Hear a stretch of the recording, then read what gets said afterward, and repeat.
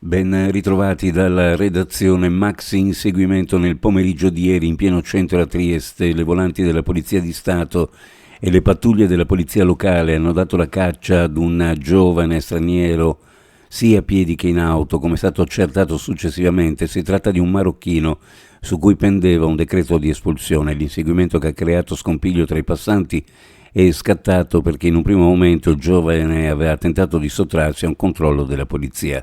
Le ricerche si sono concentrate in particolare tra via Mazzini e Ponte Rosso, dove lo straniero è stato individuato e fermato. Gli agenti sono riusciti a placare il ragazzo che stava scappando a piedi all'angolo tra via Roma e piazza Ponte Rosso. Il giovane si è divincolato cercando di fuggire, ma la polizia lo ha bloccato e lo ha portato via in auto.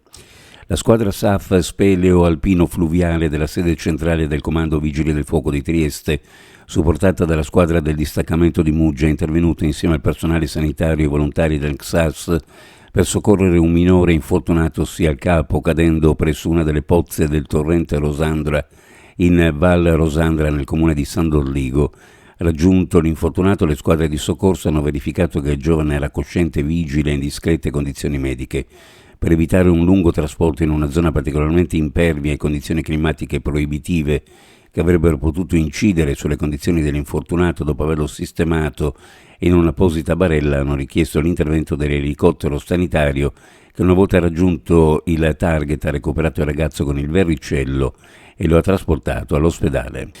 La squadra mobile della Questura ha dato esecuzione a 7 decreti di perquisizione domiciliare emessi dalla Procura nei confronti di altrettanti soggetti indagati. Le indagini, dirette in prima persona dal procuratore facente funzioni Federico Frezza, hanno avuto origine da un intervento effettuato il 29 giugno da un equipaggio della squadra volante tra Piazza Garibaldi e via Tarabocchia.